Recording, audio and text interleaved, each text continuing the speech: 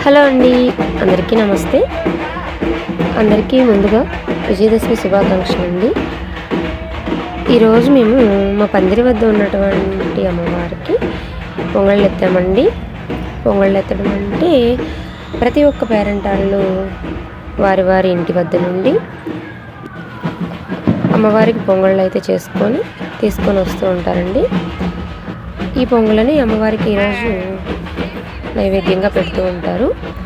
ప్రతిరోజు అయితే కమిటీ వారే నైవేద్యం చేస్తూ ఉంటారు, లేదంటే ఎవరైనా ఉభయదాతలు ఉంటే వారు చేసుకొస్తూ ఉంటారండి.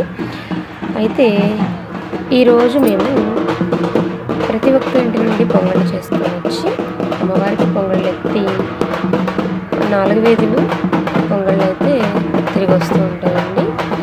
ప్రతి వీధిలో ఎవరి ఇంటి ముందుకు వచ్చినప్పుడు వారి ఇంటి ముందు అమ్మవారికి వారు పోసి సంబరాన్ని వేసుకొని చేస్తూ ఉంటారండి. ఇదైతే మా ఇంటి ముందు నేను అమ్మవారు రాగానే అమ్మవారికి పసుపు నీళ్ళతో అయితే వారు పోసి సంబరాన్ని అయితే వేస్తూ ఉంటానండి. ఇదే విధంగా ప్రతి ఒక్కళ్ళు చేస్తూ ఉంటారు. పొంగళ్ళు ఎత్తే ప్రతి ఒక్క మహిళ ఆ పొంగల్ తెప్పాలకి వేపమండలు చుట్టూ పెట్టుకొని పసుపు రాసి బొట్టు అయితే పెడుతూ ఉంటామండి సహజంగా. అంతేకాకుండా పొంగల్ తెప్పాలకు చుట్టూ వేప చెట్టుతో కట్టేస్తూ ఉంటామండి. నవరాత్రులు మొదలుకొని అమ్మవారిని రోజొక అలంకారం చేసుకొని విశేషమైన పూజలు చేస్తూ ఈ నవరాత్రులు ప్రతిరోజు అమ్మవారికి ఎంతో కోలాహలంగా అయితే జరిగిపోతూ ఉంటుందండి. ఇది విజయదశమి ఆఖరి రోజు అండి. ఈరోజు గురువారం సందర్భంగా అమ్మవారికి మహానైవేద్యం అయితే చెల్లిస్తూ ఉన్నామండి.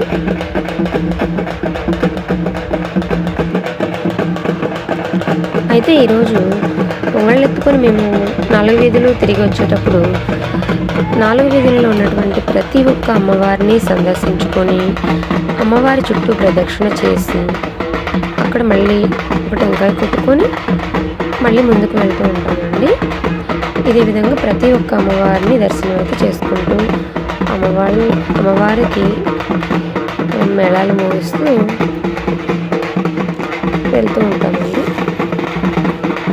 ఈరోజు మనకి అమ్మవారు ఆఖరి రోజు 10వ రోజు అయినటువంటి ఈరోజు అమ్మవారు మనకి రాజరాజేశ్వరి అవతారంలో దర్శనం అయితే ఇస్తూ ఉంటారండి.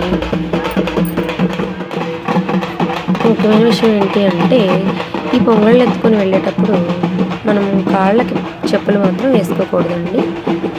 చెప్పులు లేకుండానే పొంగళ్ళు అయితే ఎత్తుకోవాలి. పొంగళ్ళన్నీ తిరిగి వచ్చిన తర్వాత ప్రతి ఒక్క మహిళ కూడా అమ్మవారికి వారు పోసి వారి కోరికలను చెల్లించమని అమ్మవారిని అయితే మనస్ఫూర్తిగా అయితే ప్రార్థిస్తూ ఉంటారండి. అయితే మేము ఈ పొంగళ్ళన్నీ తీసుకొని వచ్చిన తర్వాత పొంగళ్ళన్నీ ఒక్కచోటగా పెట్టేసి ప్రతి ఒక్కరూ చేసినటువంటి పొంగళ్ళని అమ్మవారికి ప్రసాదంగా నివేదిస్తూ ఉంటామండి. అందరివి తరతమ భేదం లేకుండా ప్రతి ఒక్క ప్రసాదాన్ని అందరివి కలగొప్పం చేసి అమ్మవారికి నివేదన చేసి అదేవిధంగా ఆ కలిపినటువంటి ప్రసాదాన్ని అందరూ నైవేద్యంగా మేమైతే ప్రసాదంగా తీసుకుంటూ ఉంటామండి.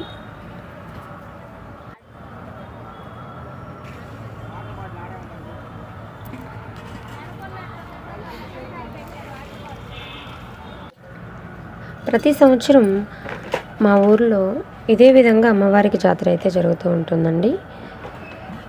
మనస్ఫూర్తిగా ఎంతో భక్తి భావంతో ఈ నవరాత్రులు ఎంతో భక్తి శ్రద్ధలతో అయితే పూజలు జరుగుతూ ఉంటాయండి. ప్రతి ఒక్కరూ ఎంతో చక్కగా అమ్మవారిని మనసారా పూజిస్తూ ఉంటారండి. ఇదే కాకుండా మా అమ్మ వాళ్ళ ఊళ్ళో అయితే మా చిన్నతనంలో మేము గౌరమ్మని పెట్టుకుంటూ ఉంటామండి. అదైతే మీకు నెక్స్ట్ వీడియోలో అయితే నేనైతే పెడుతూ ఉంటాను. ఇప్పుడైతే అమ్మవారిని పెడుతూ ఉన్నాం, కానీ మా చిన్నతనంలో మేమైతే మట్టితోటి గౌరమ్మను చేసుకొని బతుకమ్మను ఆడుతూ ఉంటామండి. ఆ వీడియో కూడా నేనైతే నెక్స్ట్ వీడియోలో అయితే పెడుతూ ఉంటాను, మీరైతే చూస్తారనుకుంటున్నాను.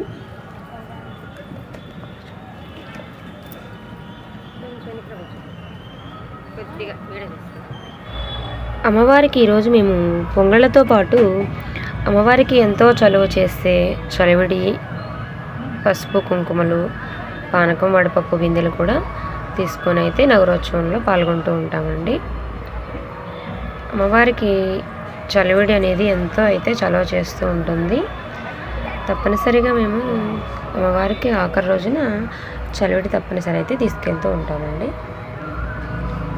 ఇంకా చూశారు కదండి అమ్మవారి ముందు పొంగళ్ళ తెప్పాలు అయితే ఎలా పెట్టాము.